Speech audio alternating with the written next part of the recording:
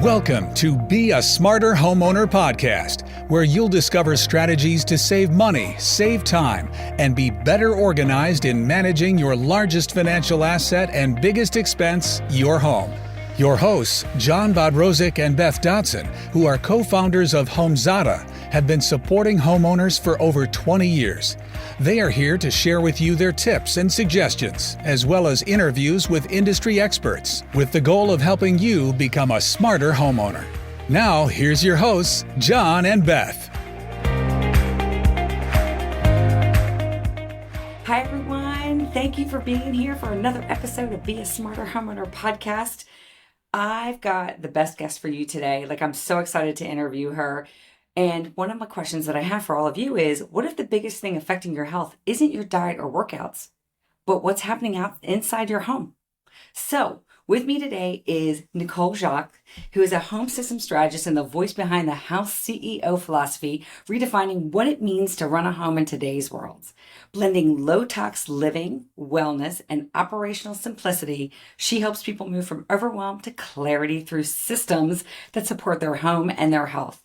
Her work is deeply personal, which we're going to talk about, and she wants to create solutions that are not just aspirational, but sustainable. Nicole's message is simple yet powerful. Your home should work for you, not exhaust you. And we are aligned, Nicole.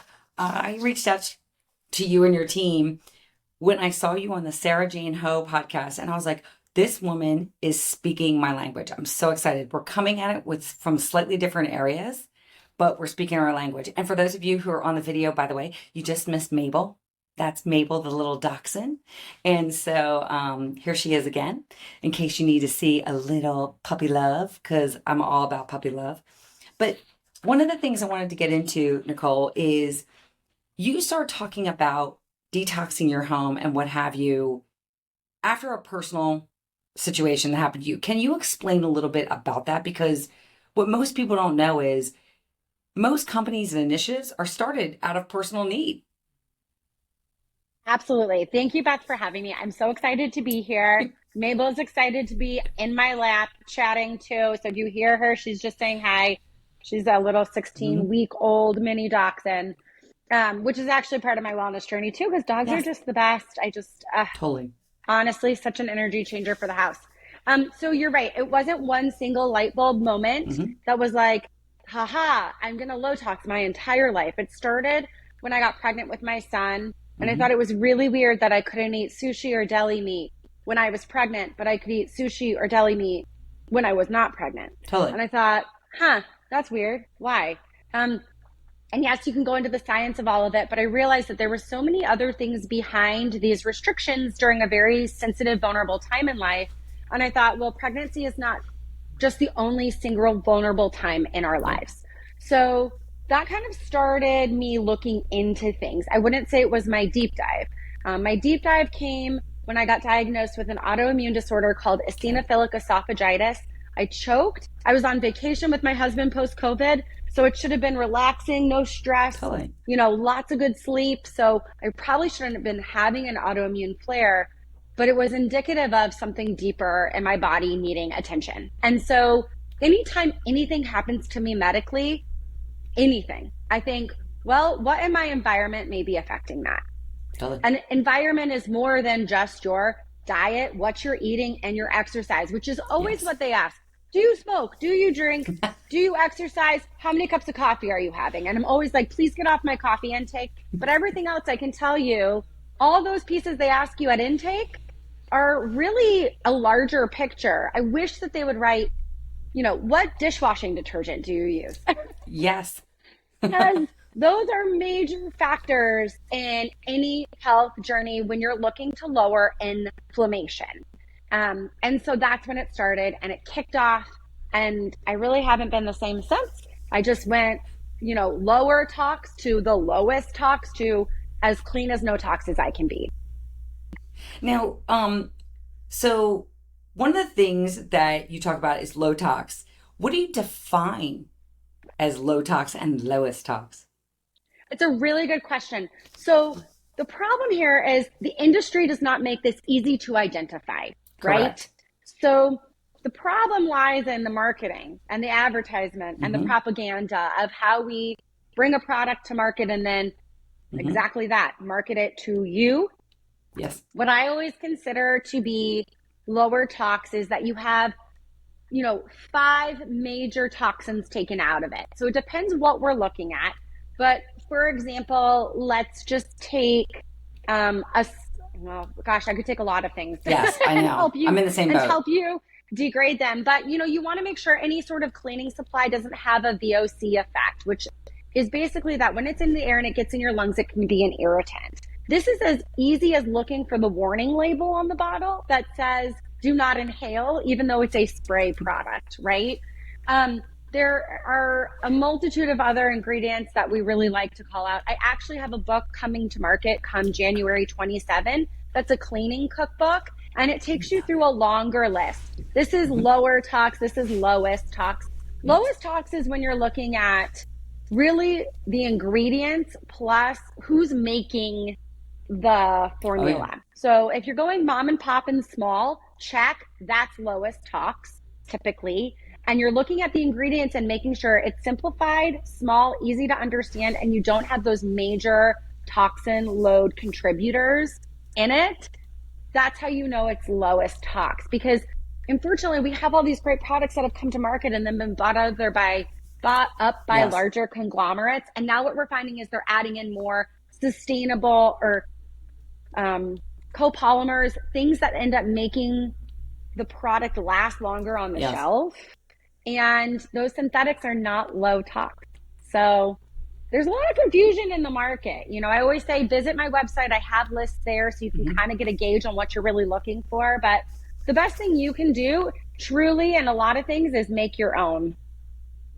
There we go. For people That's who are out there. Lowest. Yeah. It's the lowest is to make your own formulas for anything, whether it's cleaning supplies, even sometimes skincare products and what have you, because that's another one. But let's get back to running the homes.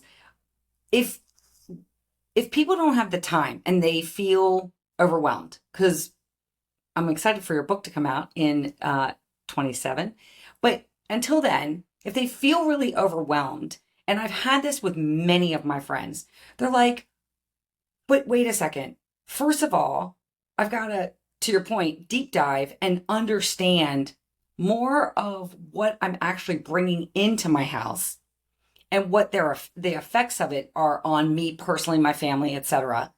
But I don't have time. I'm working. I've got kids. I've got to make dinner. I've got to do this. I don't have time to make my own products right now. What are some key tips that you think can help people like slow roll it? Because I've even said to my friends who do this, they're like, I don't want to throw everything out. I just spent all this money. I'm like, okay, little by little, little by little. So that's actually where I start. I say, when you have a toxic ingredient and it runs out, replace it with something lower toxin. And maybe you're not up for making your own, although most ingredients in anything you make at home require 5 or less ingredients, and you can whip them up in under 5 to 7 minutes. Most take me less than a minute to make. Totally. So once you get in the swing of it, you'll realize, actually, I can save cost, time, and toxins. That sounds great by just mixing it up myself. Plus, it's fresh. So fresh is always going to be better, right? Would you rather have the loaf of bread right out of the oven, or would you like the loaf that sat there for 4 days in the grocery store? That's your choice. Pick your poison, right? I want the loaf fresh out of the oven, So that's the difference is when you make it fresh at home and you do it yourself, you're actually saving yourself a lot of time. You're going to think you're going to the store, you're buying it, you're standing in the checkout, you're checking out, you're driving home. All time is currency, baby, right? So I always say, I think it's intimidating to feel I don't have time to DIY. DIY sounds daunting, and that's okay. But know as you get into it, it's much easier than you think. It's less time and less intensive.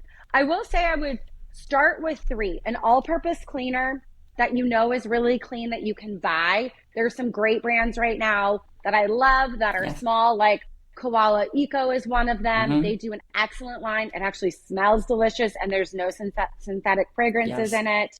There's Branch Basics, which I kind of consider like an OG to the market, Yep. which I really, truly appreciate. One that's just stuck it out and continued to be true to their brand. Very rare nowadays. Dish soap. So all-purpose cleaner, dish soap, and laundry detergent, I think are my three. If you can start there and really hone your processes in those, you're really basically going to realize this is easier, quicker, faster, and cheaper when you start making them yourself. Yeah, and I agree with you, like, because I use a lot of those brands, but also once you start making it, you don't realize how cost effective it is and how easy it is.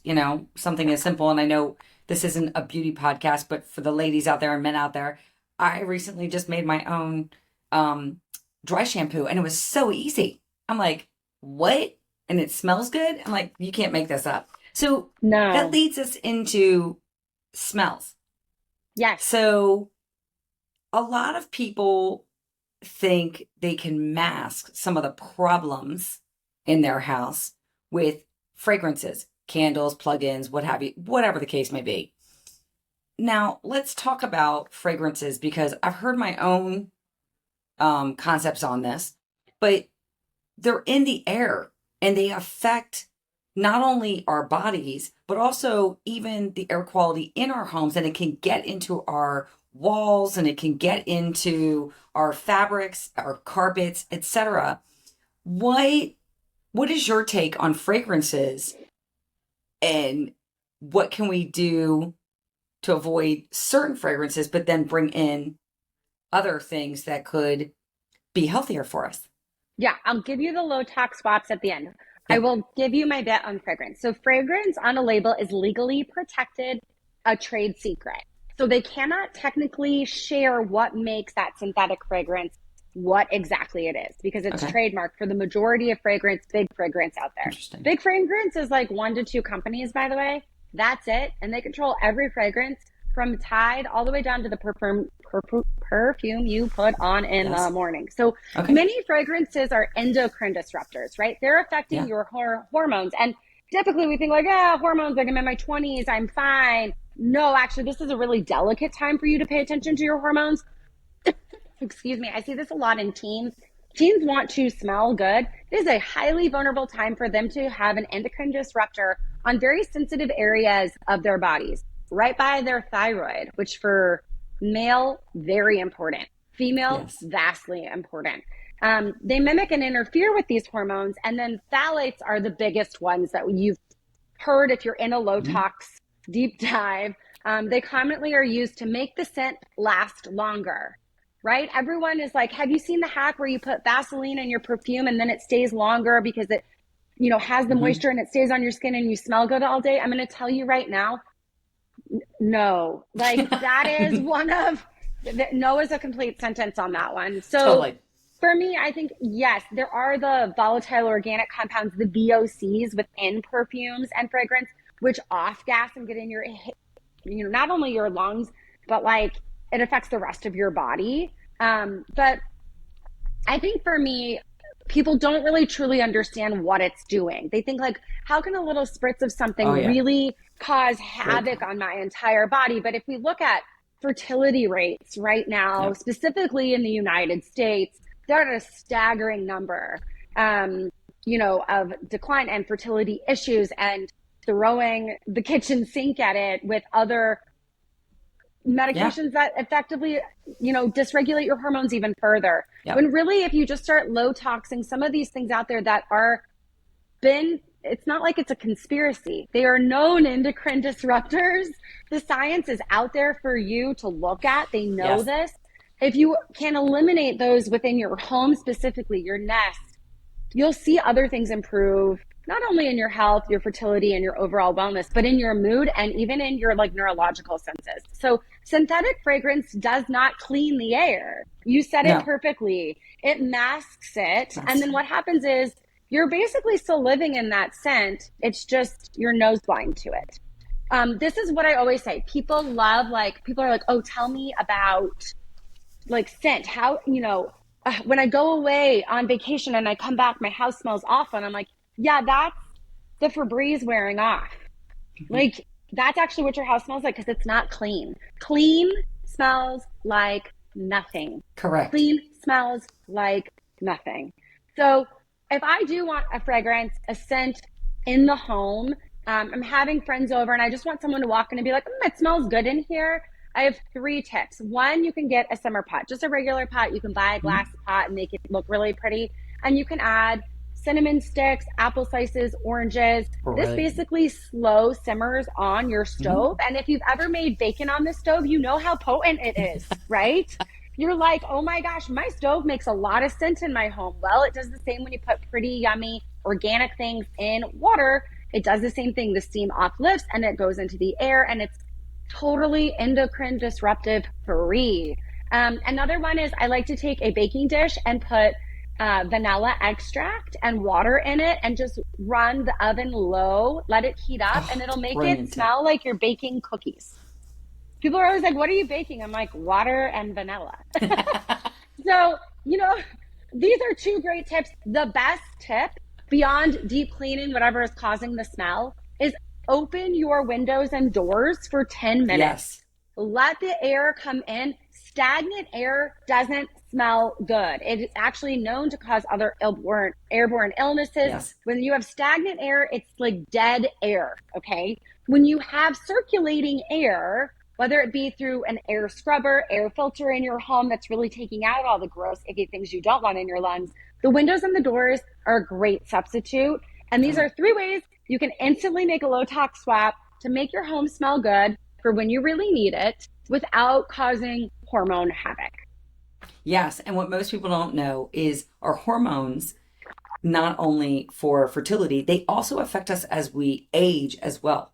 So for everybody that's doing this, hormones are important for every organ in our body. So, and no, neither one of us are doctors. So we're going to preface that right now. Neither one of us are doctors, but there's enough studies out there to prove all this.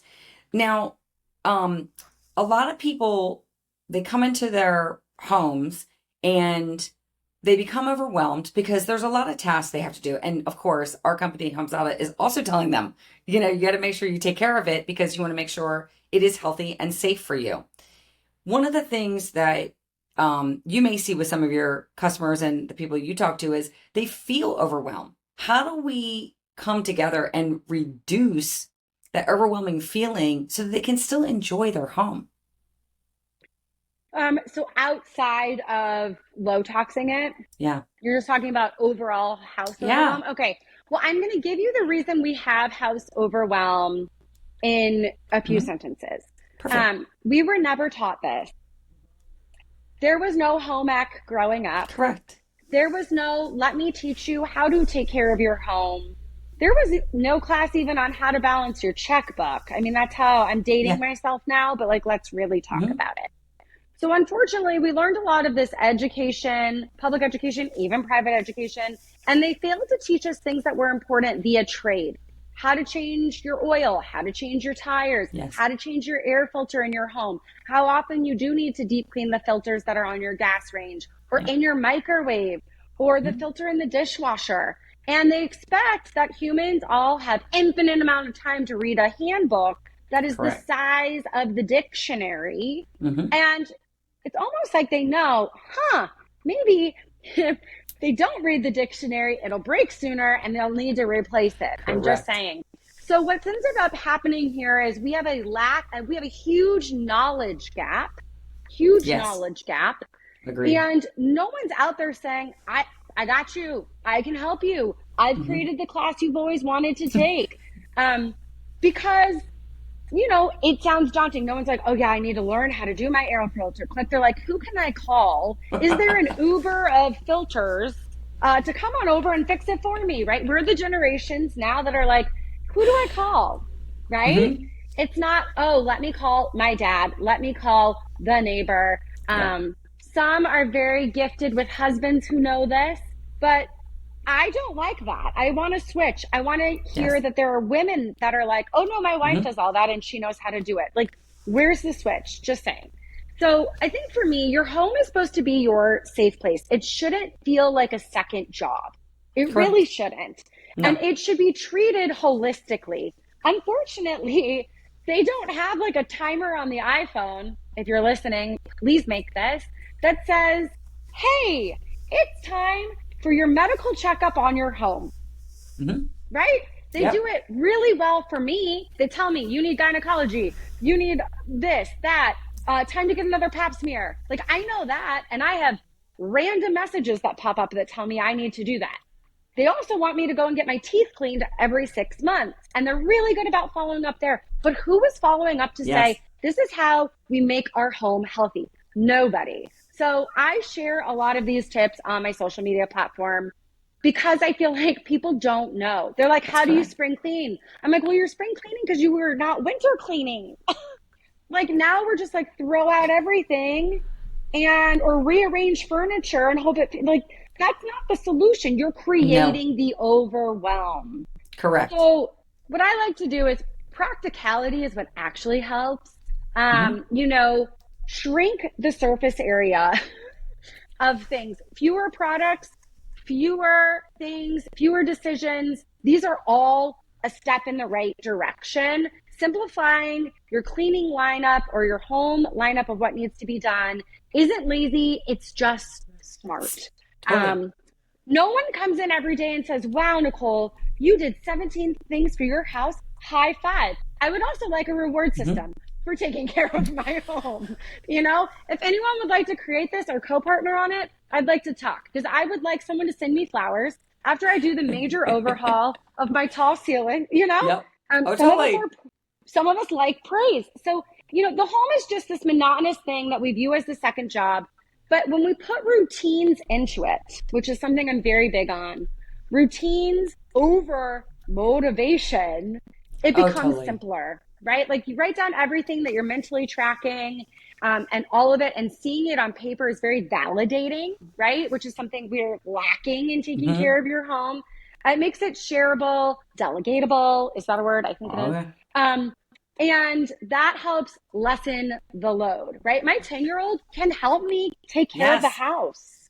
My 8-year-old can too. And there was a study done that said the most successful children come out of families where they were given not a chore, okay, but responsibility within their home. So in our home, to give an example, because some people are like, I don't know how to do that, we have rooms that are labeled colors. Blue room, green room, red room, yellow room. It's not mommy and daddy's room, sister's room, brother's room, living room. So I wanted to quiet well, that's not mine.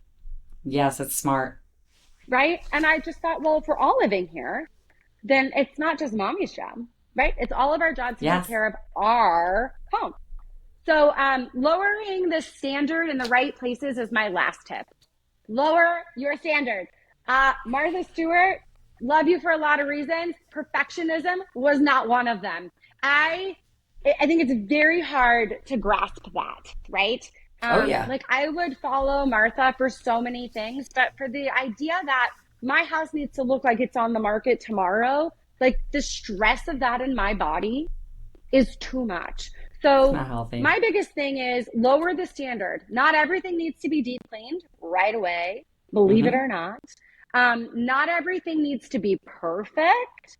You're not perfect, you're human. Your house can't be perfect. There's humans living in the house. Correct. Like, you know, that's just logic. And pick what actually matters to you and let go of the rest. So I did a 90-day challenge where I never did my dishes at night to see if I would resent making dinner less. And guess what? I did. I did. It worked. I did the test. I was like, let's go. Let's just put this to bed. You can be type A and do a type B thing. Do you know what I mean? Totally. And I'm going to tell you, I was adventurous. I would cook with things I never cooked before. My family was like, what is this, a restaurant? And I was like, yes. Now, who's going to be my dishwasher? But I'm not doing it. And honestly, the majority of the time with homework and busy schedules like America has right now, the dishes would sit there overnight. And guess what? No one died. Nothing happened. That's correct. Mold didn't grow overnight.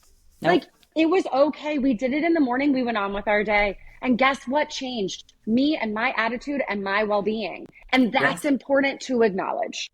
Yes, I agree with you. A lot of people need to acknowledge, so because where I live in California, and it's springtime, and we want to cut some of the trees back and stuff. And so out of nowhere, I was like, "Oh, I'm going to cut my trees this weekend." Well, we had a massive stormy weekend, unexpectedly, the entire weekend. I'm like, "Well, you can't get upset about it. You just have to do it the next weekend because you can't do it this weekend. You don't want to be using anything with gas or anything else when it's wet. It's just going to hurt it more for anyone who's out there. But the trees will tell you, like, yeah, no, I don't want you to do this to me. But it's like you just have to let go and go, okay, we're going to redirect and regroup on another day. So where do you That's think right. people waste their time and money doing everything in their homes? I would think the Buying too many majority products. of people waste their time on, yes. Okay. So I think you're right. I think buying products to fix the solution is not the solution. No. I would agree with you.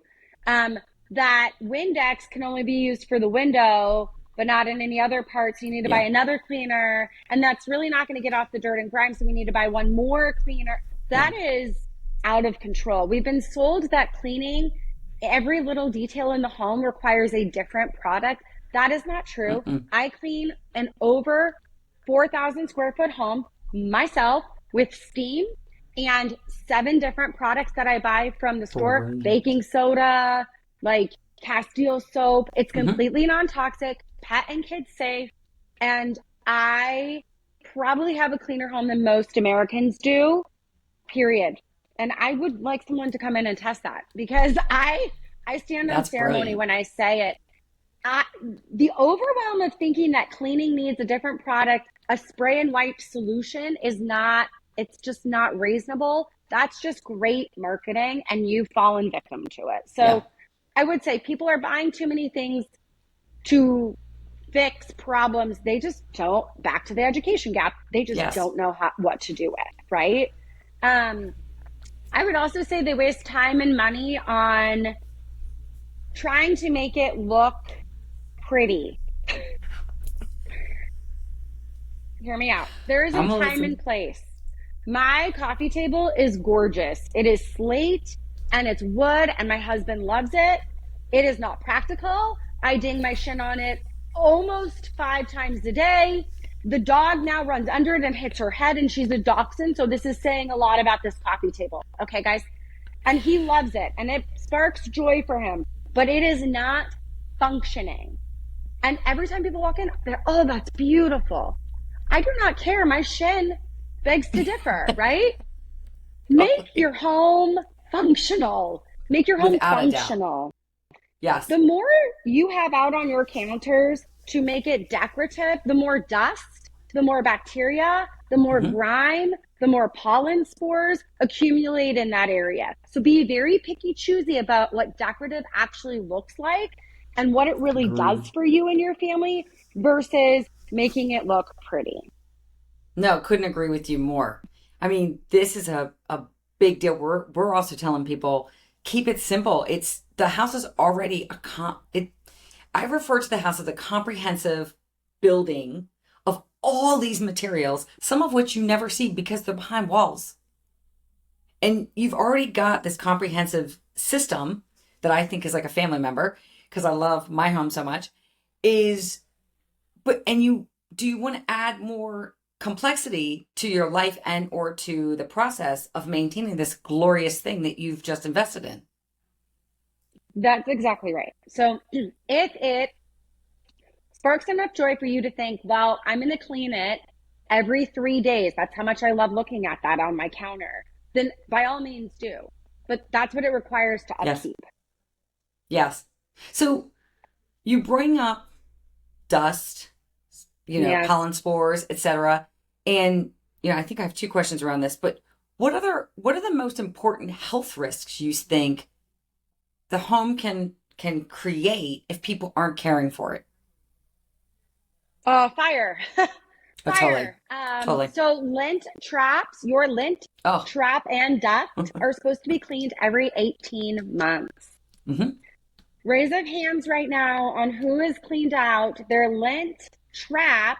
Not just like, oh, the little filter needs to be thrown in. No, I'm talking about gets down in your dryer and then pushes all of the dust and grime outside through the duct every 18 months. The number one reason there are home fires is that dryer vent. Yes. Number one way a home burns to the ground. So, I mean, I could just stop there because I think that is I think the majority of people aren't doing that, to be honest. That is huge. And that is safety 101. And we've talked about that a lot on this podcast because we've had this is the second guest, excluding John and I, who are the original hosts of this podcast, who've said fires are critical. And part of maintaining your home requires these fire prevention. So yeah, no, that's a big deal. Now, you've brought up too, like air and air quality. And that's why we brought up fragrances. And I think I heard you once before talk about air filters and what have you. Yes. So can air filters really help in our homes? 100%. Okay. Cool. So I will, there are tiers. You can do a whole house HEPA filter, carbon filter, clean air filtration. You can do little portable ones. They're larger. The ones that really work. I use a Jasper, Jaspr. It's an air scrubber. It's not an air filter. So it's even picking out mold spores if it's there in the house. It's down to the most microscopic pollen. You can do, 4 or 5 of those. By that time, you're probably at the same amount as a whole house filtration system. I like the portable aspect because they can go anywhere with me in the sense of if I'm going away for a month to an Airbnb, I can take them with me. Does that make sense? That's a brilliant idea. Yeah, I know. I was like, whole house filtration air. And then I was like, I cannot travel with that. We travel so much. So I would, I think when we look at this, if you are unwilling to give up some toxic products, this is going to be a critical step. And I still want to use hairspray. I still want to use fragrance. I really love my perfume. I would rather die than give this thing up. You need to be cleaning your air appropriately. So the difference between having an air scrubber in your home for all the things you cannot see, smell, or even, touch in your home is vital to the lungs of the home and your lungs as well. And so I view the air as the lungs of the home. And I always think about it like, people say, Nicole, where do you start low toxing? It's so overwhelming. And besides one product at a time, I say, look at the things that you use every day. And they're like, oh, okay, like coffee and like my sandwiches. And I'm like, no, not quite. Why don't we take a look at air? They're like, oh, air. I'm like, yeah, air and water and things that you are using so many times in a day, you don't even think about. Start there because that's where you're going to have the largest impact the quickest. And air is one of those to me. So people don't know though that like nonstick cookware or when you burn something on a stove, it is very toxic. Even if what you're cooking is clean and organic and from the local butcher, doesn't matter. So my air filtration systems, when I do burn something, will go off into red, clean out the air as fast as it can, retract any smoke that's come off of my gas stove because I'm unwilling to change my gas stove now that we know what we know about gas stoves and the gas that they put into your home. But I have an air scrubber that's then going to remove it. And I think this is functional low tox living, right? I'm not like, oh, well, crap. I got to get rid of my gas stove that I just paid a lot of money for in my remodel. Which is because big deal, right? Expense. So now, I need to go get a new one. No, I'm not that extreme. I think extremist instills fear and restriction. Yes. And when we look at low tox living like that, we give up. Okay. So that's a good point. There are ways around it. There are ways around it to still make it work for you. Air filters, air scrubbers are one of them. So unless you're going to buy an Air Doctor 5500, it has to be that one. Otherwise, it's just not as compatible. Or the Jasper air scrubber, I think is one of the best on the market. These are my recommendations. They're an investment, but for good reason. So this is fabulous. And so we're talking here low tox, simple ways to make all this work for every type of homeowner. And if you had 3 simple things that people could take away right now, what could they do? To low tox? Yeah, just 3 simple things to Well, get them started. Because most people aren't even doing anything. That's so true. Mm-hmm. And for some people, it just doesn't work. The idea of doing it is so overwhelming, which is really what they want, by the way. Yes. Very general statement, but they want you to feel so overwhelmed that you'd rather just go grab it at Target, right? Mm-hmm. And then they've made Target a huge joy spot. Let's put in a Starbucks and let's make it a happy thing. So then you come back and you just buy the spray and wipe. Mm-hmm. The problem with the spray and wipe is, I think if they put on the bottle, like, we'll wreck your hormones, you'll be infertile for 5 years by using this, just might happen, might not happen, but it could happen, people wouldn't pick it up, right? So if we were just honest in our marketing, I think that would be a big thing. So let's just wipe all that clean. The 3 things I would want people to take away is, 1, low tox living is not about perfectionism. It is not about being perfect, nor should you feel you need to be perfect in order to live low tox. That is unattainable. And the number 1 thing I would like people to take away is simplify it, do the best that you can, and praise yourself when you make a better choice for yourself in the process. Because the mindset is the hardest thing. It's the hardest thing to think, oh, but I can just run to the store and grab this, or I can Amazon it, click, buy, done. Oh, it showed up. Okay, look, done. The problem is what's in the bottle is not the best thing for you. So I would say mindset. The second thing I would say is start in things that you use every day. Air, water, your pots and pans. I am a ridiculous coffee addict. Coffee was like number 1. I was like, there's mycotoxins in coffee, mold in coffee. I drink coffee like it's water. We better make a change here.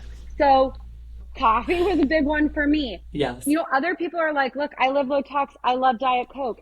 That's okay. Don't shame yourself for that. Go back to number 1 and change your mindset. Because if you are doing even 50% of it right, the other 50% allows your body to re-regulate itself and detox it normally. And that's really what low tox living is about. It's being able to let your body have a low toxin load in order for it to function and detox you properly, which is why a lot of people say, oh, I low toxed and I like never get sick.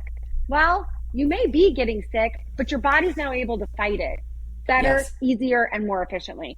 And number 3 is probably find a buddy. It can be a social media buddy. There's buddies everywhere nowadays that's doing it too. Yes. Because that will make it easier. So there was a mom that was like, her daughter was sick and she was like, I really need to low tox. And I was like, well, why don't I make these 5 products? You make these 5 products and then we'll swap.